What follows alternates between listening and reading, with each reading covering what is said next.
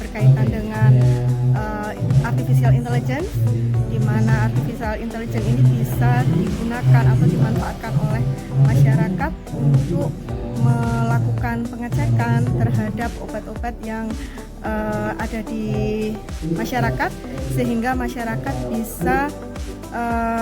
menggunakan obat yang sesuai dan memberikan hasil atau khasiat yang